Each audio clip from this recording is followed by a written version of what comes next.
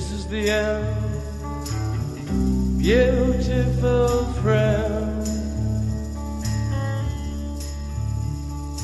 This is the end, my only friend, the end. Hello, darkness, my old friend. I've come to talk with you again.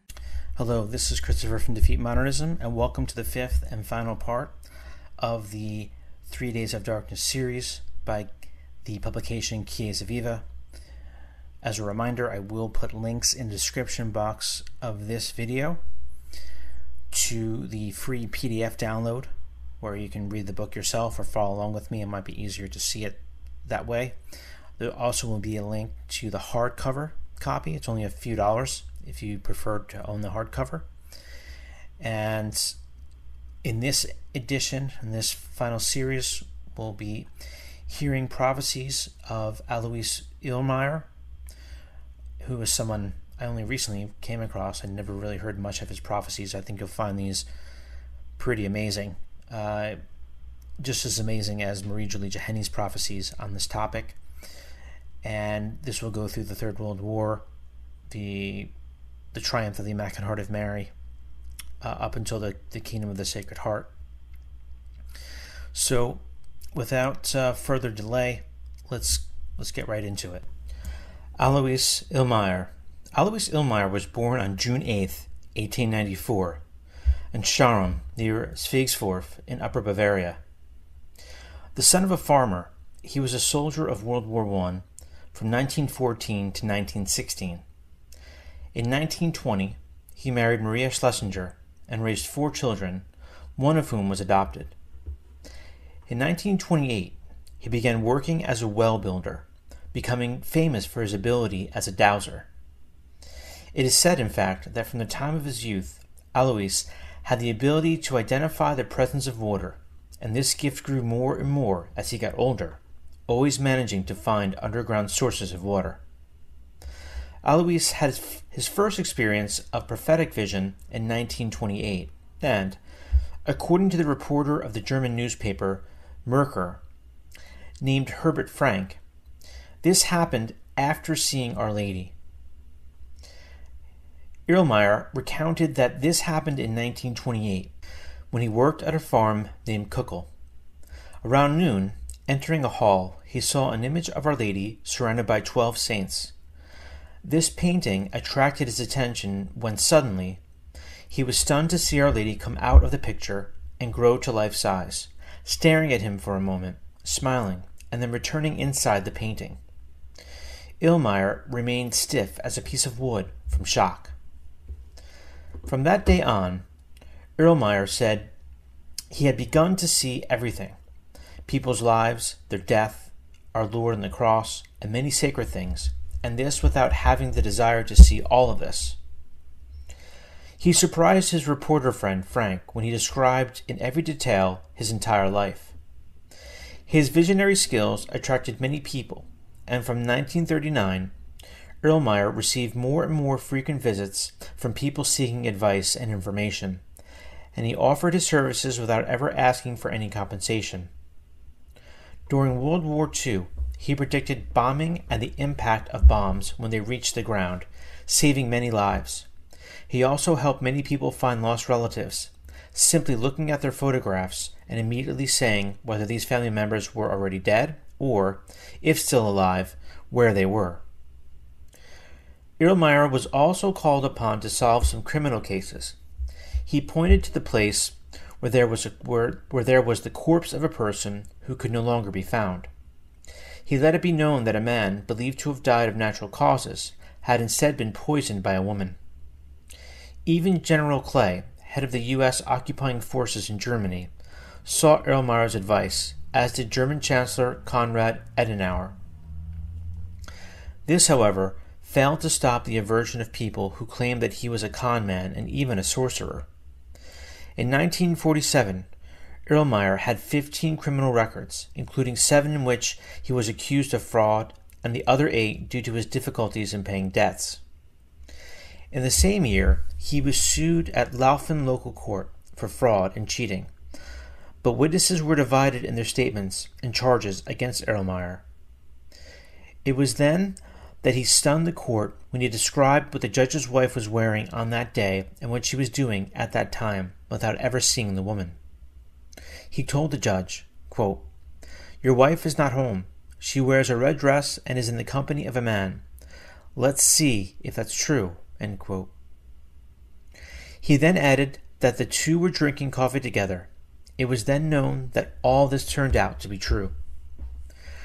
Declaring it impossible to convict Erlmeyer, the judge confirmed in writing the existence of his gift of clairvoyance, and that, testifying to such astonishing facts, it was impossible to define him as a charlatan.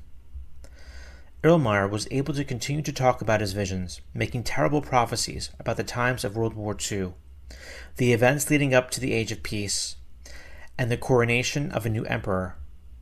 He also predicted the date of his death, declaring himself happy to die at that time, not wanting to see what he had seen would happen during World War II.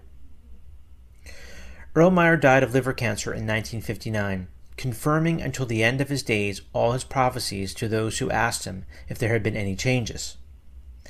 In 1959, however, Pius XII had already been assassinated and, under the terror of nuclear threat, John XXIII was imposed as Pope, annulling the regular election to the papacy of Cardinal Giuseppe Siri, who had already taken the name of Gregory XVII.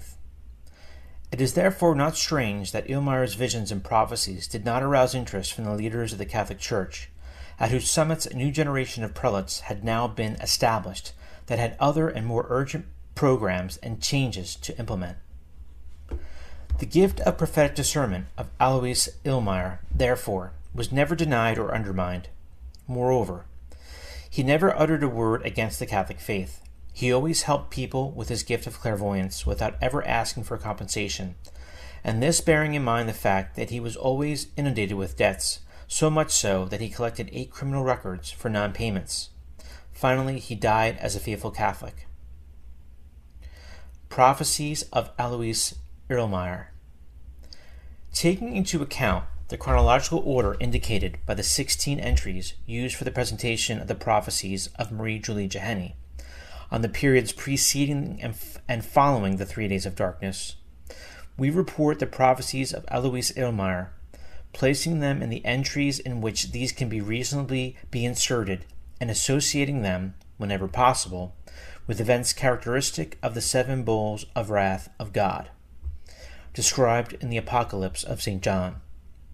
These 7 bowls end with the condemnation of the quote-unquote prostitute of Babylon, the clergy who betrayed Christ and fights him for having prostituted themselves to Babylon the Great, the summit of that satanic world power that, under the name of the New World Order, no longer hides its diabolical final purposes of destroying the Church of Christ and depopulating the earth, exterminating 6 billion human beings.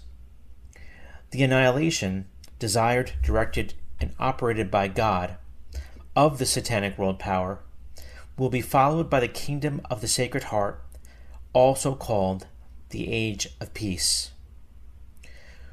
We highlight the fact that Erlmeyer's prophecies cover a period of time from the crisis of France to the beginning of the Age of Peace, prophecies that often coincide with events already described by Marie-Julie Jahenny, but which have the peculiarity of introducing facts and scenarios inherent in the Third World War, which offer us a broader and more detailed view of the events of war in Europe and other parts of the world.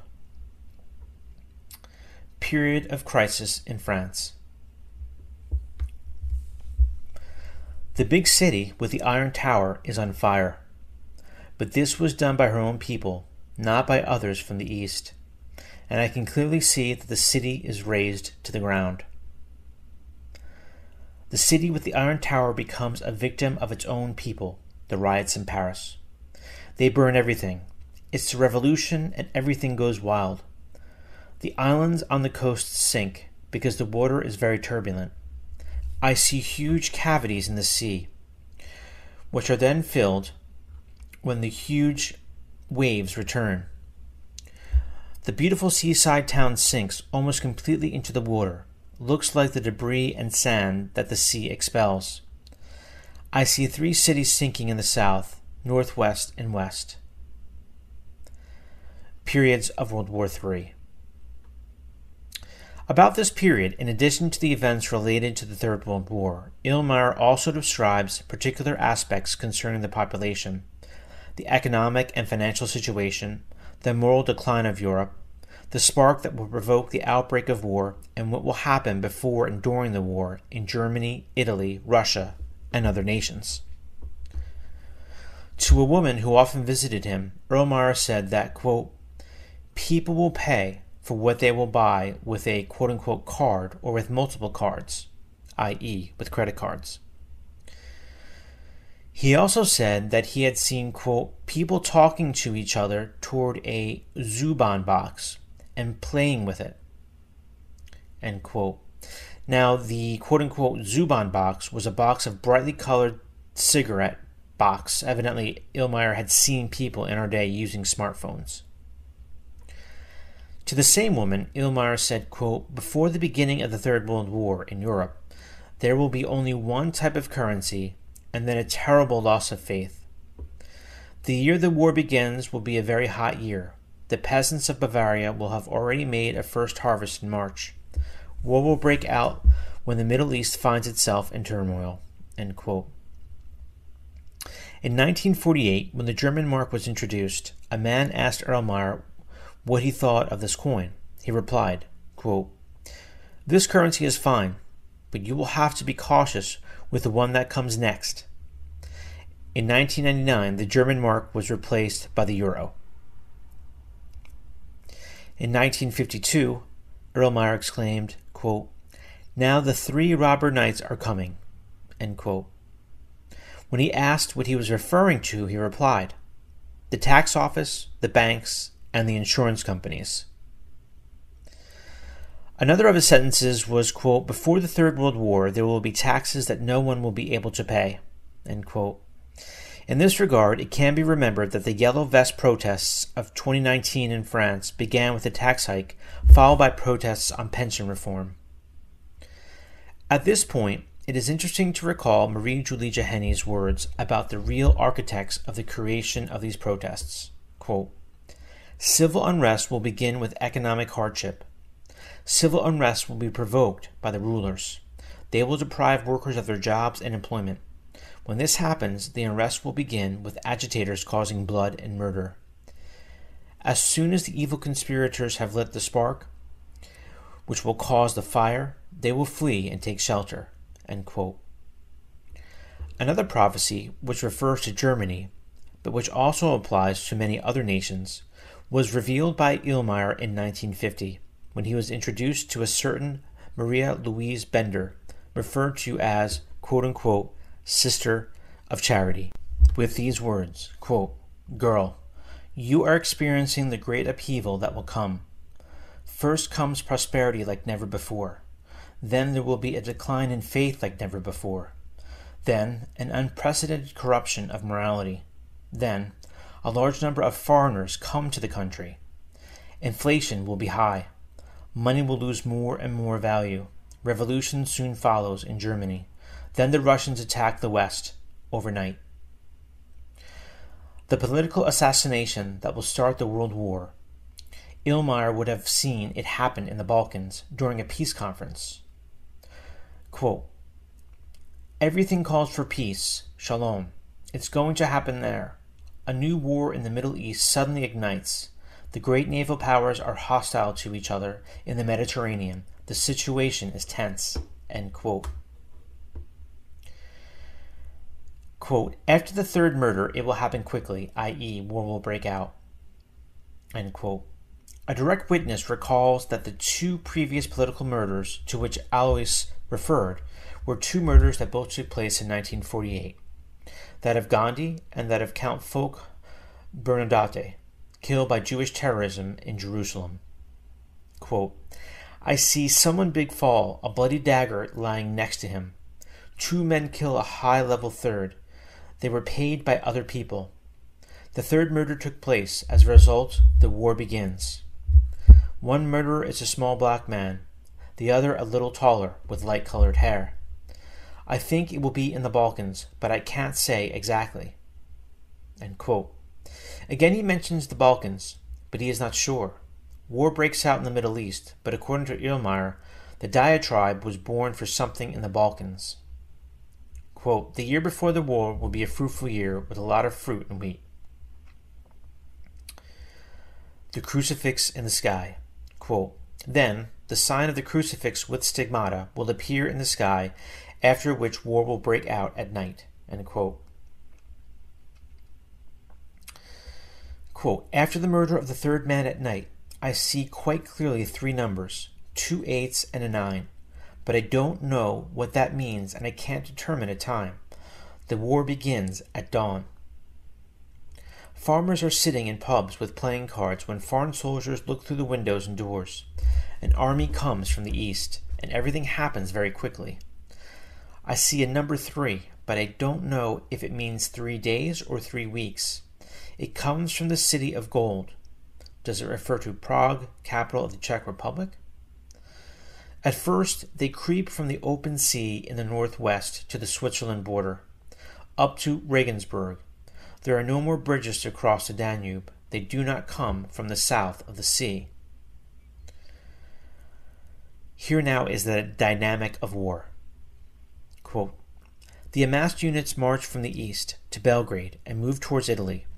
Later, 3 armored wedges advance immediately at the lightning speed in the north of the Danube over West Germany towards the Rhine without any prior warning. This will happen so unexpectedly that the population will flee the west in panic. Many cars will clog the roads. They should have stayed at home or not used the main roads. Anything that will be an obstacle to the rapid advance of tanks on highways and other fast roads will be taken out of the way. I can no longer see any bridge over the Danube above Regensburg. There is hardly anything left of the great city of Frankfurt. The Rhine Valley will be devastated, mainly by air. I see 3 vanguards coming. The first comes through the forest, but then it presses northward along the Danube. The line is, for example, Prague, the forest of Bavaria, and the northwest. The sea is the southern limit. The second vanguard runs from east to west over Saxony. The third vanguard runs from northeast to southwest. Now I see the earth as a ball beneath me, on which the airplane routes emerge. These soar from the sand like swarms of pigeons. The Russians do not stop anywhere as they advance with their 3 armies. Day and night they run in order to reach the Ruhr region, where there are many furnaces and fireplaces." End quote. The Ruhr is the European area where economic and financial concentration is most developed. It is an immense agglomeration of industrial buildings that work raw materials and produce semi-finished products, steel, metallurgy, chemical industries, and offer great job opportunities. Quote, "The second vanguard is heading west over Saxony, towards the Ruhr region. The third vanguard runs from the northeast towards the conquest of Berlin. Day and night the Russians run. Inexorably, their target is the Ruhr region. Immediately the answer comes from the sea. At this point in the war, Erlenmeyer offers us another theater of war. Quote, "The Yellow Dragon at the same time invades Alaska and Canada, but it doesn't get far." End quote. Then he resumes the vision of war in Europe. Quote, "I see the earth as a ball under me, over which pigeons now fly. A very large number rises from the sand. And then it rains a yellow powder in a straight line. When the golden city, Prague, possibly, is destroyed, it all begins. Like a yellow line that goes from the city to the bay. It will be a clear night when they start throwing it. Tanks are still working, but those sitting in these tanks have become almost black. Where it falls, everything will die. No tree, no bush, no animal, no vegetable, which becomes withered and black. Houses still exist. I don't know what it is, I can't say. It's a long line. Whoever crosses this line dies. Those on one side cannot go the other way, so everything in front of these armies fails. Everyone has to go north. The things they have with them, they throw them away. No one will come back. Airplanes drop a yellow powder between the Black Sea and the North Sea.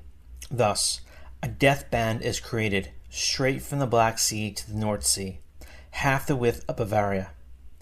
In this death band, no plant can grow, much less can humans live. The Russian supply is cut off. End quote. In the vision of this war, Illmayer goes on to mention another protagonist of the war-fighting factions. After the Russians, quote, the half-moon, Islam, in full agreement with the other prophetic sources, already reported in the crises of France and described the massacres of Catholics perpetrated mainly by Muslims residing in France, but also by those who have been invited as invaders to strengthen and intensify these massacres. Quote, at the Rhine I see a crescent, which wants to devour everything. The horns of the sickle want to close. What that means, I don't know. End quote. Quote, flocks of pigeons rise from the sand. 2 squadrons capture the combat area from west to southwest. The squadrons turn north and have cut off the way to the Third Army. From the east there are many crawlers, but inside they are all dead, even if the vehicles continue to advance and gradually stop automatically. Here the pilots also throw away small black boxes. They explode before hitting the ground and spread smoke or dust, yellow or green. Anything that comes into contact with this dies, be it a human, an animal, or a plant. For a year, no organism is allowed to enter this area, otherwise it will expose itself to danger of death. At the Rhine, the attack is eventually repulsed. From the 3 vanguards, no soldier will return home. These boxes are satanic. When they explode, dust or yellow and green smoke comes out. Everything that comes into contact with this dies, a human, an animal, or a plant. Humans become almost black and the flesh comes off their bones, so powerful is the poison. Due to a natural disaster or something similar, the Russians suddenly flee to the north and, around Cologne, the last battle begins. So they're flying north. In the center there is a sign. There lives nothing, no human being, no animal, no grass. They fly quite north, where the 3rd Vanguard had entered, and take everything out of the way. In this way, they will all be killed. None of these 3 armies will return home. End quote. Erlmeyer reassures his Bavarian neighbors that they will be spared. Quote, wherever Our Lady of Altötting lays out her cloak, a hair will not be out of place. End quote. In a 1952 article, Erlmeyer said, quote, I can say with certainty that all the people who live around a sacred place will be spared. A hair will not be twisted. Heaven assures it. There is also a large pilgrimage church down there in Pfaffenwinkel, between Lech and Ammer, where people pray to the scourged Lord. With certainty, nothing will happen there. Only refugees will come. The second bowl of God's wrath. From Apocalypse chapter 8, verses 8 through 9. The second angel sounded the second trumpet. Something like a great burning mountain was cast into the sea. 1/3 of the sea became blood. From the book of the Apocalypse, chapter 16, verse 3. The second angel poured his bowl into the sea, which became blood, and every living creature in the sea died. The words of Our Lady of Fatima on the second bowl of God's wrath are, quote, fire and smoke will fall from the sky, the waters of the oceans will become steam, and the foam will rise, upsetting and sinking everything. Millions and millions of men will die by the hour. The survivors will envy the dead. Wherever we look, it will be anguish, misery, ruins in all countries. End quote. For those of you who are wondering where that quote from Our Lady of Fatima comes from, because I'm sure you're thinking I don't know what that's from. There was the Third Secret of Fatima that was believed to be released in code by Cardinal Ottaviani.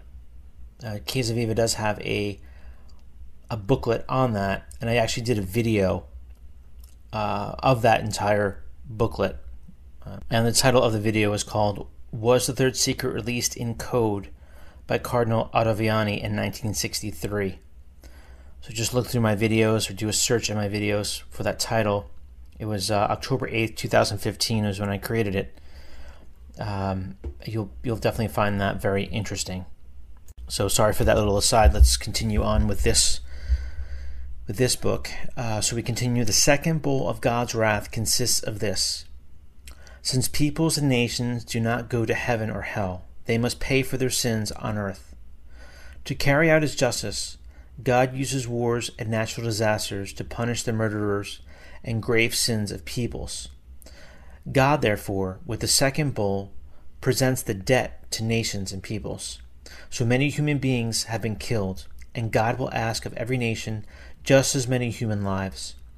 Since the waves of the second bowl will devastate all the coasts of the world, for nations that have no coastline or that, despite having them, do not have a sufficient population to pay the quote-unquote debt, God will use the fire that will fall from the sky in the fourth bowl of his wrath.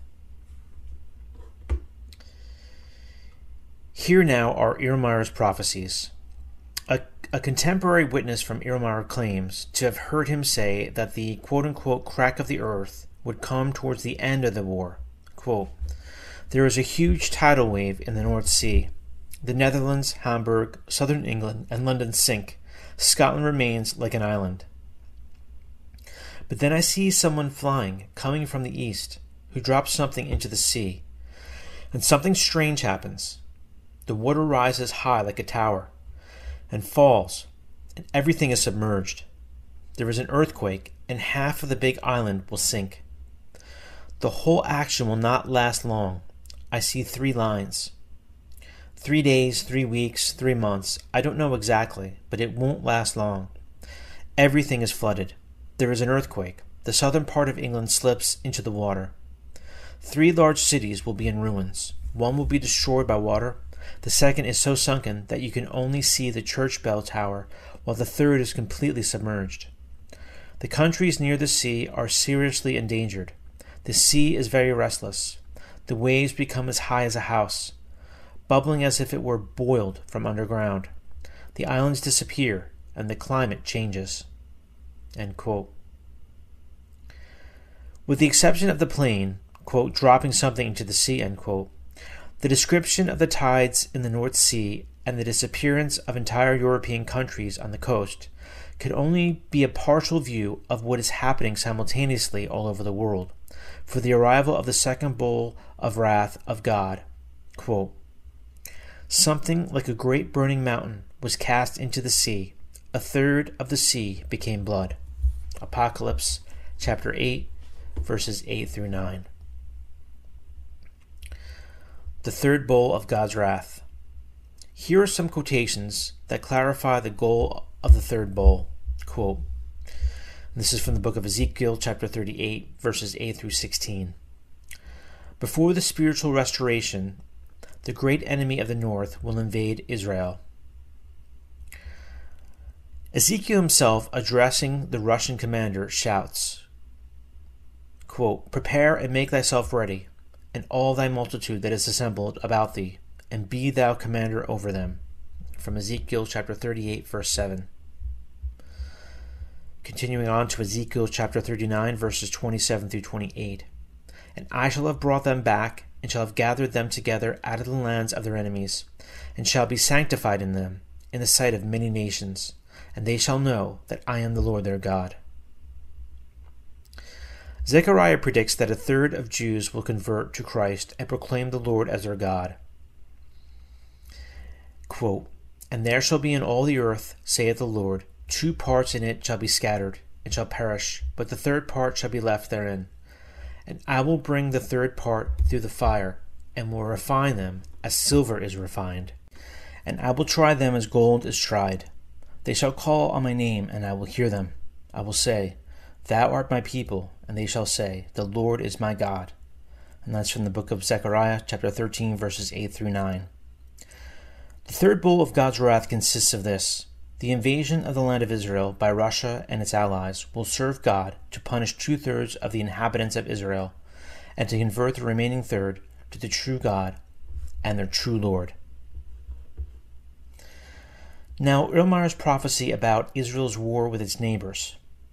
Quote, Israel goes to war with its neighbors, and neighbors would eventually have the upper hand.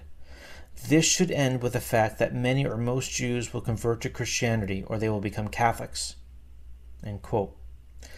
This prophecy, although it does not mention Russia's presence among the peoples fighting Israel, ends precisely with the goal that God had set himself with the invasion of Israel through Russia and its allies, the conversion of a third of the remaining Jews. Erlmeyer offers us another detail on the conversion of the Jews and perhaps also of other peoples. Quote, During or at the end of the war, I see the sign in the sky, that crucifix with stigmata, and everyone will see it. I've seen it 3 times before. It's definitely coming. That was from 1955. The fourth bowl of God's wrath. The angel pours this bowl over the sun to burn the men who, instead of repenting, blaspheme the name of God.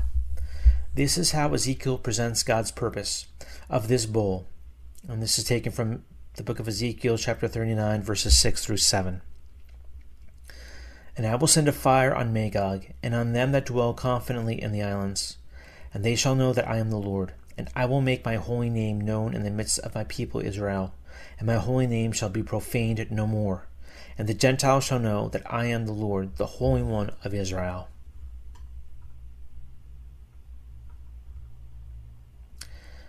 The fourth bowl of God's wrath consists of this: to complete the showdown with nations that do not have coastlines, or that, despite having them, do not have a sufficient population to pay the bill to God for the murders and serious sins committed.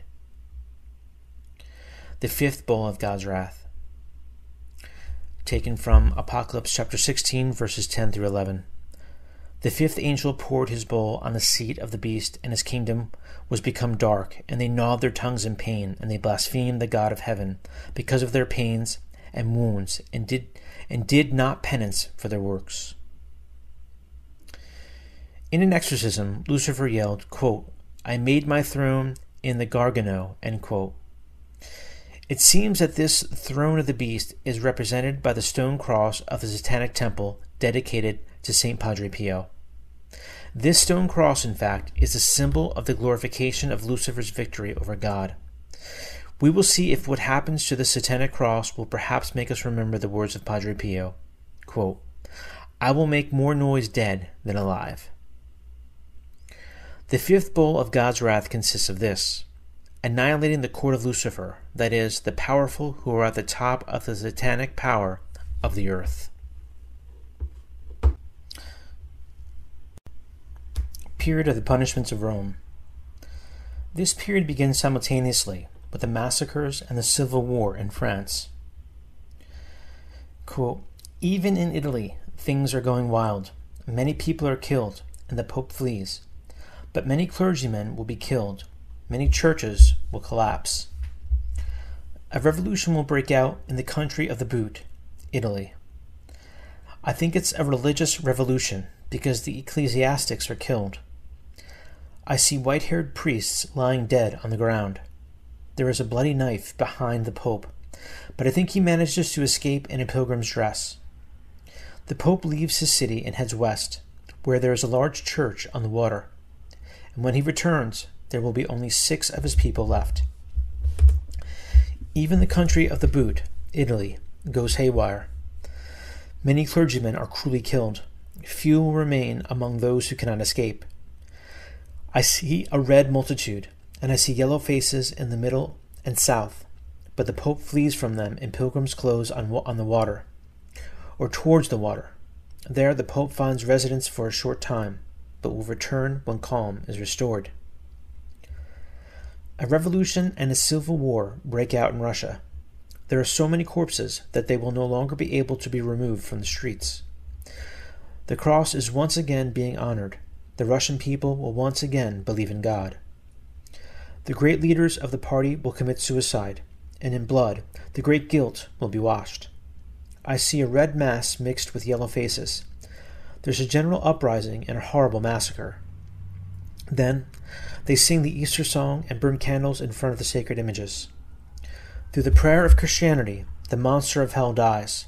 also young people believe once again in the intercession of the Mother of God. After the victory, an emperor is crowned by the fugitive pope. How long this lasts, I don't know. I see 3 9s. The third 9 brings peace. The sixth bowl of God's wrath. From the book of the Apocalypse, chapter 16, verses 12 through 16. And the sixth angel poured out his bowl upon that great river Euphrates, and dried up the water thereof, that a way might be prepared for the kings from the rising of the sun. From the book of Isaiah, chapter 24, verses 1, 5 through 6.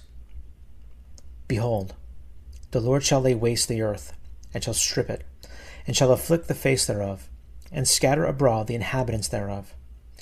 Therefore shall a curse devour the earth, and the inhabitants thereof shall sin, and therefore they that dwell therein shall be mad, and few men shall be left.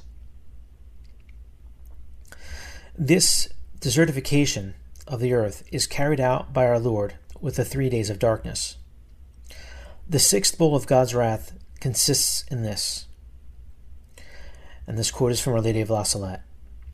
And then Jesus Christ, in an act of his justice and his great mercy, will command his angels to have all his enemies put to death. Suddenly, the persecutors of the Church of Jesus Christ and all those given over to sin will perish, and the earth will become desert-like. Our Lord told Marie Julie that 3/4 of the world's population will disappear. The 3 days of darkness. Erlenmeyer had spoken of the large snow cap on Mount Watzmann near Berchtesgaden, Bavaria, which normally is seen all year round. And one day he said that when you no longer see this snow cover, that will be the time of the coming of the 3 days of darkness, which will take place during the final part of World War III. Quote, darkness will come that will last 72 hours on a day of war. Then a hail breaks out made of lightning and thunder, and an earthquake makes the earth vibrate. During the war, one day, darkness will come with lightning, thunder, an earthquake that will make the earth vibrate. Please don't leave your house in those days. Make sure you have enough newspapers.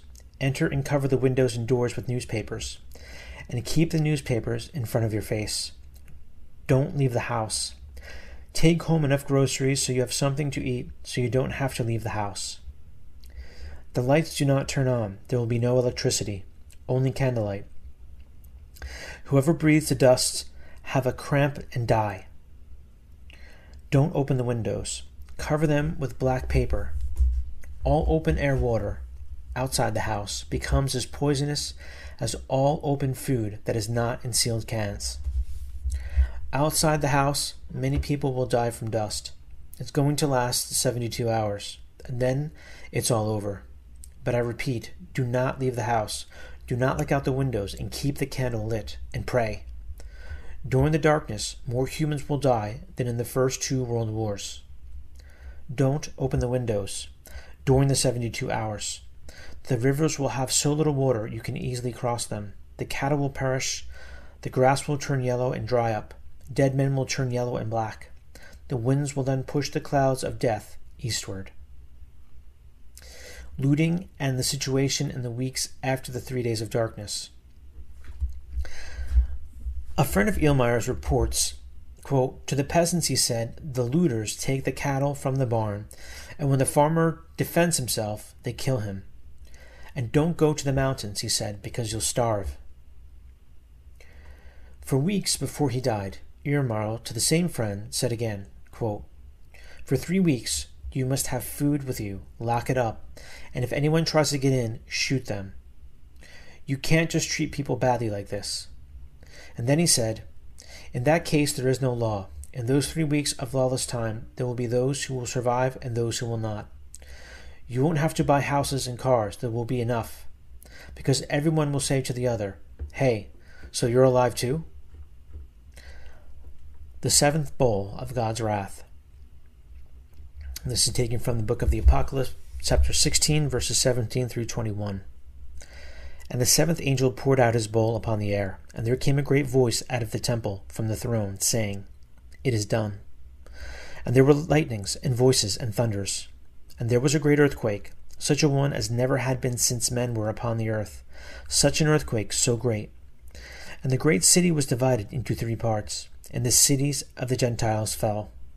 And great Babylon came in remembrance before God, to give her the bowl of the wine of the indignation of his wrath. And every island fled away, and the mountains were not found. And great hail, like a talent, came down from heaven upon men. And this next is taken from the book of the Apocalypse, chapter 17, verses 16 through 18. Come here. I will show you the judgment of the great harlot who lives near the many waters. I saw a woman seated on a scarlet beast, covered with blasphemous names, with 7 heads and 10 horns. On her forehead was written a name, which is a mystery: Babylon the Great, the mother of harlots, and of the abominations of the earth. I saw that the woman was drunk with the blood of the saints and with the blood of the martyrs of Jesus. And the angel said to me, I will explain to you the mystery of the woman, and of the beast which carries her, which has the 7 heads and the 10 horns. The 7 heads represent 7 hills upon which the woman sits, and 7 kings.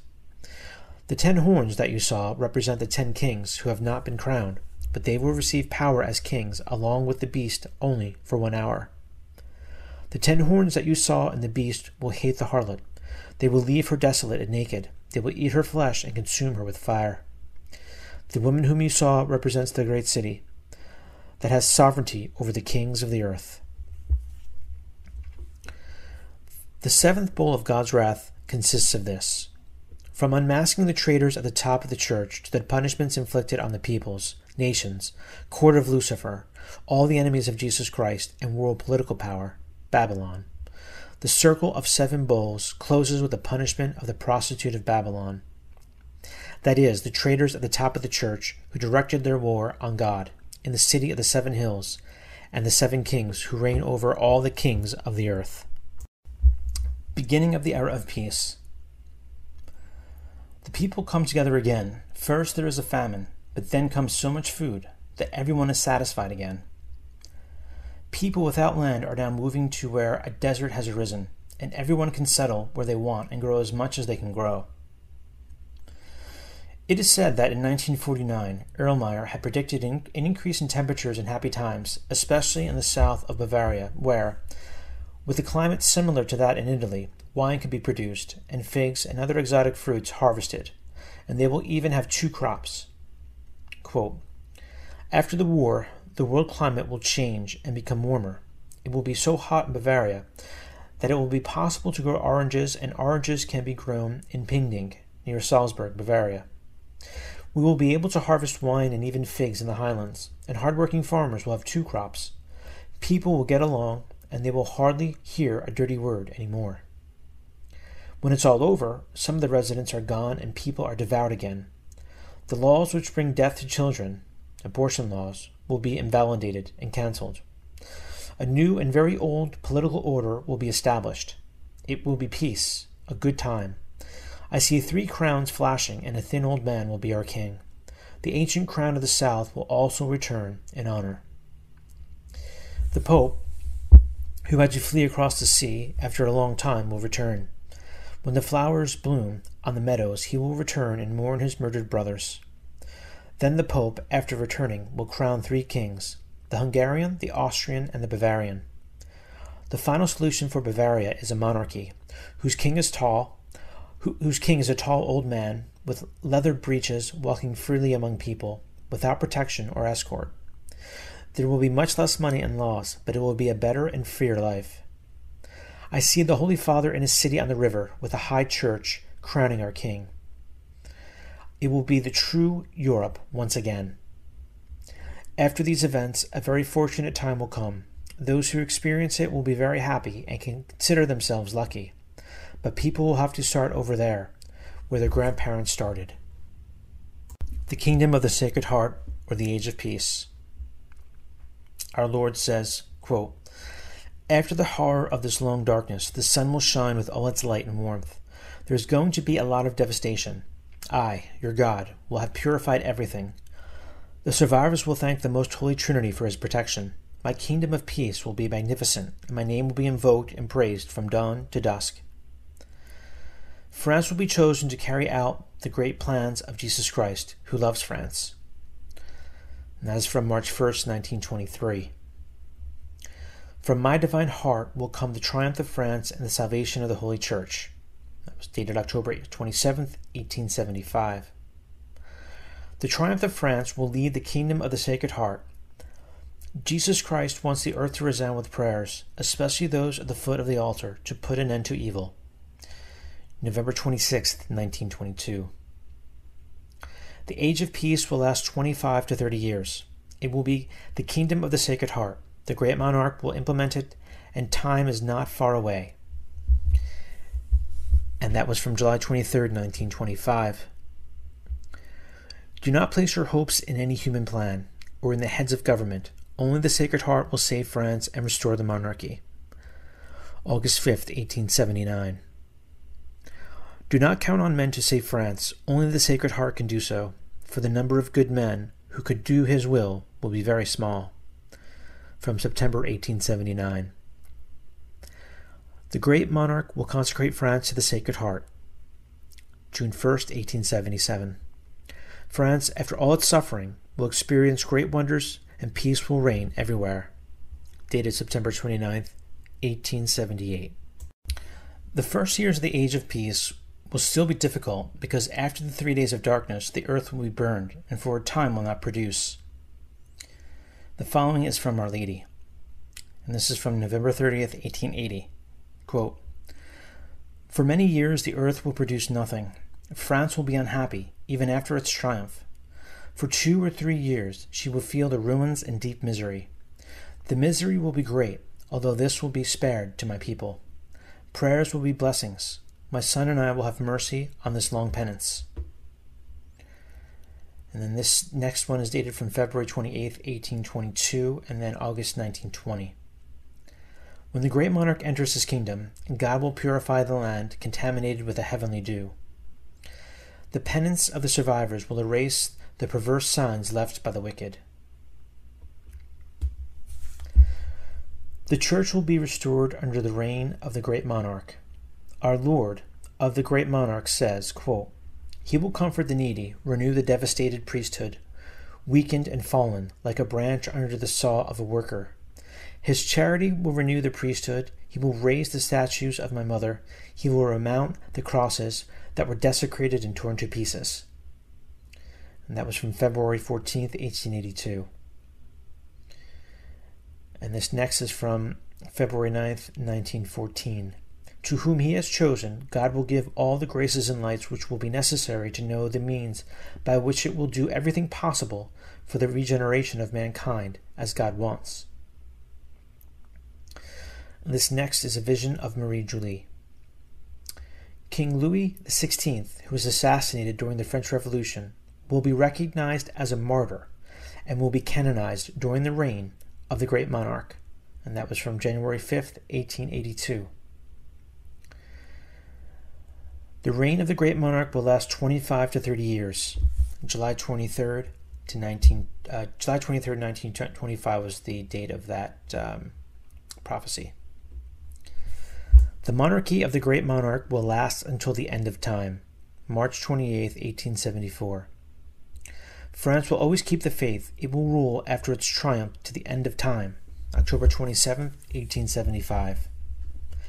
The Sacred Heart confirms once again that France will free itself from the wicked and begin its triumph. The Sacred Heart will no longer let France fall under the power of the wicked. February 1941. Father Dolindo Rutolo, after confirming the prophecies of the great Catholic monarch and the angelic pontiff, who will come to restore the Church, the spiritual and the secular kingdom, affirms that this kingdom of the Sacred Heart will come to prepare that last generation for the last great struggle that the Church will fight against the Antichrist in the 7th and last period of her life. Father Dolindo points out that the times of the great monarch and the angelic pontiff will be similar, although to a lesser extent, to those of the last period of the fight against the Antichrist, which will come after the Age of Peace and towards the end of time. After the age of peace, in fact, the peoples will become corrupt again, and the Antichrist will appear, whose seat will not be in Rome, but in Jerusalem, as foretold by the Scriptures and Fathers of the Church. This last period, the seventh of the Church, will end with the defeat of the Antichrist, the resurrection of the dead, the last judgment, the eternal triumph of Jesus Christ, the Church, and the glory of the blessed. Succession of events leading to the 3 days of darkness. This chronological diagram of events covers a 3.5-year period between the massacre of Catholics in Paris and the birth of the Kingdom of the Sacred Heart. The three numbers in red in parentheses indicate page, column, and row references of the topic covered in the text. So for those of you who are just listening to the podcast on this, it's probably going to be helpful to pull up the actual PDF file of the book, because it does show in chronological order all of the prophecies and the periods of time. So I'm going to read through it, but it might make more sense if you actually look at it. So now it starts here. It says God's first bowl of wrath begins September 1971 with the magazine Chiesa Viva. And now we're into this beginning part of the prophecies, and it states there on the left-hand side, the false religion imposed by the French authorities. And these are prophecies from Marie-Julie Jahenny. A false ecumenical religion resembling Islam and completely stripped of the sacraments of the Church will be imposed with force by the French authorities. Many, to escape death, will enter this false religion. Many bishops will enter, bringing souls to hell. Among bishops, there will be a whole generation without faith. The guiltiest French clergy will be punished more than the others, and will grow more corrupt everywhere. And now to just below that, it says warnings on France chastisements. Again, these are prophecies of Marie-Julie Jahenny. Punishments will begin when the respect for the Sacred Heart is lacking heart and when charity cools. The first to suffer punishment will be France, destined to liberate and save the Church. Warning. Just before the start of the massacres in Paris, Our Lady will appear in the surroundings of La Salette.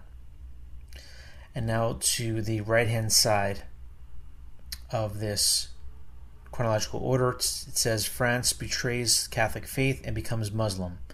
And these are more prophecies from Marie-Julie Jahenny during this initial period.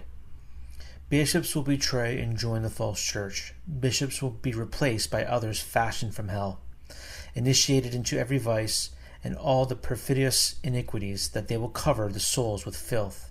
New prayers, new sacraments, new temples, new baptisms. There will be war and fury against the Church. Religion will be abandoned. In large parts of France there will be no more sanctuaries, and bishops will flee. It will be the horrors of the Revolutionary Civil War that will bring about the liberation of France. The triumph will not take place until the suffering is completed. Our Lady will appear in Amiens with baby Jesus, who, with a sorrowful voice, will speak for 27 minutes. Now into this next section, which on the left-hand side, we're still in the first bowl of God's wrath. It says the chastisements of France, and these are more prophecies of Marie-Julie Jahenny. At the beginning of the first period of crisis in England, there will be a new kingdom, and the choice will be made when those who have ruled the kingdom die. England will betray its people under the empire or under the influence of a queen. When the security forces in France are reduced due to the dispatch of the majority of the armed forces abroad, the infamous laws against the Church and religion will be promulgated and relations with Rome will be broken off. Civil unrest will be provoked by rulers who will deprive workers of their jobs. France will be flooded with people out of work. Agitators will cause blood, murder, fire, explosions, inciting workers to revolt. They will then open the doors of France to all those who wish to occupy it. The churches will be closed and looted, the statues overturned, crosses demolished, the tabernacles violated, the Blessed Sacrament desecrated, trampled, thrown into the mud. At some point in the Civil War, there will be a pause. This is the moment when a terrible and new plague breaks out, called the Plague with a Burning Face. Plagues and diseases never seen before will appear in France. The Great Plague will start from Paris, and corpses will spread a stench that kills. And now over to the right-hand side of this section, where it says, first period of crisis of France, duration 3 months, June, July, August, where in the first 4 weeks there will be heavy Christian massacres. After the 4 weeks, there will be a pause in which the burning face plague will start in Paris. After this pause, the Christian massacres will start again. And continue with the prophecies. The Universal Revolution will begin in France and will have 3 periods of crisis. The first crisis will be located in France, while the next 2 others will spread everywhere. Violence and wickedness will come in the last 2 periods of crisis. It will be in the first crisis that the foreigner will be called to enter in France, and these foreigners will not be punished for the crimes and sacrileges they will commit in France. The greatest punishments will begin in Paris. Screams of despair will explode in the months of the Sacred Heart and Precious Blood. That will be June and July. This will be the signal of the beginning of the Civil War in Paris. Once the bloodbath begins, the government will flee by disappearing in another nation so as to leave France at the mercy of its revolution. The roads in Paris will be blocked, and Christians will die shot and guillotined. France will be marked by a red sign of the return of terror. God's wrath pours out on the wicked in the government in the chambers of hell, that is, the National Assembly in Paris. And these evil in power will be the first to taste the righteousness of God. A terrible earthquake will shake the ground, which raised up will fall back down, swallowing these wicked ones and burying them in the abyss. The National Assembly and Paris will be annihilated by a fire that will fall from heaven. The city will collapse and will look like a huge sandpit or quarry. These signs of destruction will remain until the end of time. The man cursed by heaven, i.e., the evil political leader of France, will be the last to fall. And now we're into the second period of crisis, the period of crisis of Italy, Rome. And this is now back over to the left-hand side of the chronology. Pope St. Pius X on May 29, 1909 had a vision. What I see is terrifying. What is certain is that the Pope will leave Rome and that departing from the Vatican, he will have to walk over the dead bodies of his priests. Before he died, Pius X had another vision. I have seen one of my successors, named Joseph, who fled over the bodies of his brothers. He will take refuge in some hiding place, but he will die of a horrible death. Other prophecies on the initial period of the crisis in Rome mention a white-haired pope whose surname begins with the letter B, who will be rendered powerless. All this would indicate Benedict XVI. There will be 3 terrible years. Italy will suffer from the presence of 2 evil political leaders. The first will be a tyrant and will reign for a year and a half. He will be followed by a second leader, non-Italian, named Archelaus della Torre, coming from the south of Persia, who will reign for another year and a half. The last of these 3 years will see the martyrdom of a pope. There will be an insurrection, no doubt a counter-revolution to the reign of Archelaus della Torre. And now over to the right-hand side, it says second period of crisis of France, duration 45 days. And then the third period of crisis of France. It is difficult to locate the beginning of this period, which has 2 main phases, divine vengeance and victory. And these are more prophecies from Marie-Julie Jahenny. France's second period of crisis will last 45 days and will see the invasion of France by other peoples who will enter the diocese where Brittany begins. They will also invade Orleans and large areas of territory, and then, in one fell swoop, they will also reach Paris. Britain will be spared the brunt of the attack, but will still have to suffer. France will be invaded by foreigners who, with their armies, will damage and destroy her churches. This will be the last great effort of the wicked.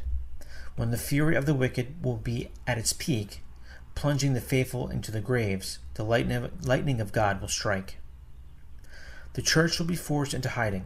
There will be no bishops, no holy sacrament, no way to receive absolution.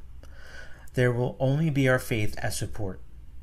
Those devoted to the Sacred Heart will be protected in the midst of punishments. They will see wonders and miracles, while the divine vengeance will strike others.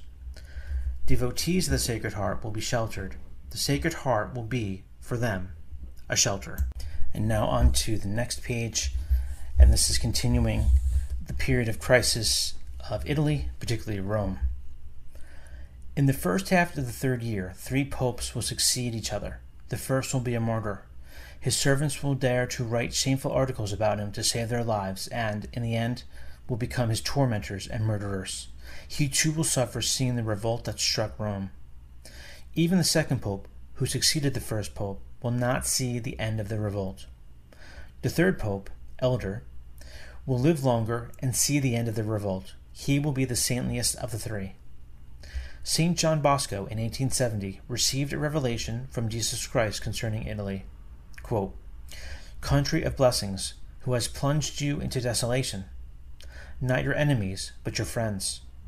And what will happen to you, ungrateful, effeminate, proud Rome? 4 times I will come to you. The first time I will hit your region and your people.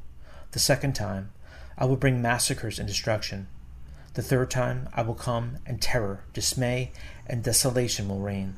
If my law will still be trampled underfoot. The 4th time, woe to you if my law is still unheeded. Your transgression will be erased with your blood and that of your children. War, plague, and famine are the scourges to strike human pride and malice. And you priests, why don't you take the shield of faith and preach my word from rooftops into houses, streets, and squares?" Now over to the right-hand side, where it's continuing the third period of crisis of France, the divine vengeance. Only Our Lady is granted the honor of deciding the hour of victory for France.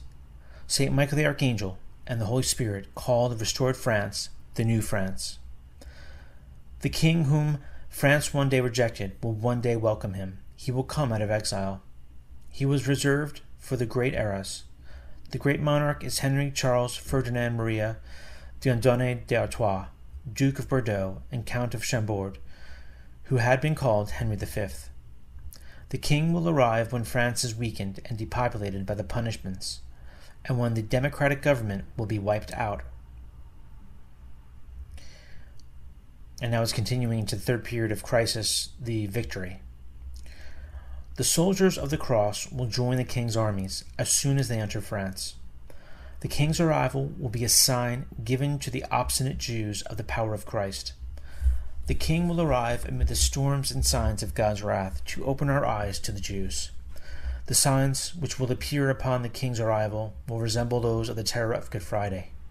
The bishops who had hidden themselves during the persecution will return at the king's call, but only 4 of them. The king will arrive in the name of the Sacred Heart and wear emblems of the Sacred Heart on his chest, and will appear during the uprisings and civil wars in France. Foreigners will have already invaded France. There will be battles, struggles, bloodshed, and riots before the king takes the throne of his ancestors. 3 candidates will compete for the crown in France, but the rightful king, Henry V, will be the winner. The battle which will then take place to free the Pope will not be as terrible as the one fought for Henry V. The new king will put an end to the work of the wicked. France will still be represented by the lily. And now we switch back to the left-hand side where it speaks of the prophecies of Rome and the angelic pope. And this is from Catherine Emmerich. "I saw a new pope, angelic, who will be very severe, who will alienate the cold and lukewarm bishops. He lives not far from Rome. The angelic pope will be threatened, and they will want to kill him. The miracle of blood from a crucifix will save him. The great monarch who will come to Rome to free the angelic pope and to defend the Holy See will temper his scepter of glory in the blood of the Romans."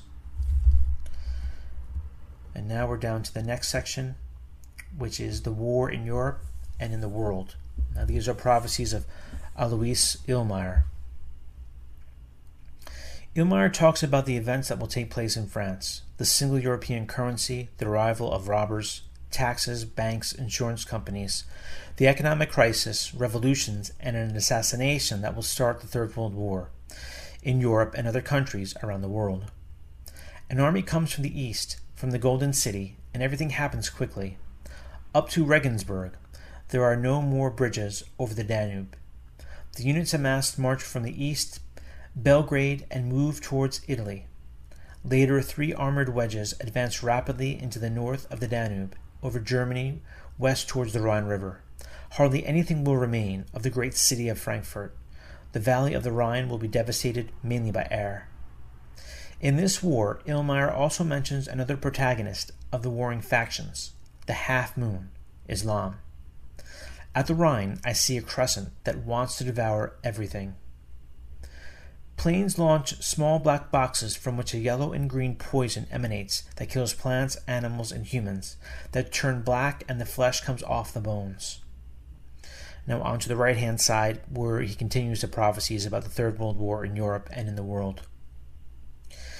Illmeyer predicts that there will be first prosperity, then decline of faith, corruption, an invasion of foreigners, inflation, revolution, and finally, the murder of a man of peace. After the appearance in the sky of a crucifix with stigmata, a war is unleashed that will begin at dawn. 3 Russian armies advance westward. The first vanguard crosses the forest and proceeds along the Danube. The second runs from east to west over Saxony. The third runs from north, east to southwest. The Russians advance without stopping with the 3 armies, day and night, to arrive at the Ruhr region, the region of Saxony, and for the conquest of Berlin. Immediately, the answer comes from the sea. The Yellow Dragon at the same time invades Alaska and Canada, but it doesn't go far. In Europe, planes drop a yellow powder between the Black Sea and the North Sea, creating a death band where human beings cannot live. This causes the interruption of supply to the Russian armies. Armies go north, but no one comes home. And now we're on to the Bowls of Wrath. Over to the left-hand side, the second bowl of the wrath of God. Due to a natural catastrophe, the Russians flee to the north, and the last battle begins around Cologne. A huge wave in the North Sea sinks the Netherlands, Hamburg, London, and southern England. Now to the right side, more prophecies on the bowls of the wrath of God from Alois Illmeyer. There is an earthquake and half of England sinks, and Scotland remains like an island. Countries near the sea are seriously endangered. Islands disappear and the climate changes. And now we're into the third bowl of the wrath of God. On the left side, Israel goes to war with its neighbors who, in the end, would have the upper hand. This would end with the fact that Jews will convert to Christianity. And now to the right, a detail on the conversion of Jews and other peoples. During or at the end of the war, I see the sign in the sky, crucifix with stigmata, and everyone will see it. Now, on the left-hand side, to the fourth bowl of the wrath of God. The fourth bowl is poured on nations that have not paid the bill they owed to God with the second bowl. And over to the right, this bowl does not appear, perhaps because it is unrelated to crises France, Italy, and the events of the Third World War.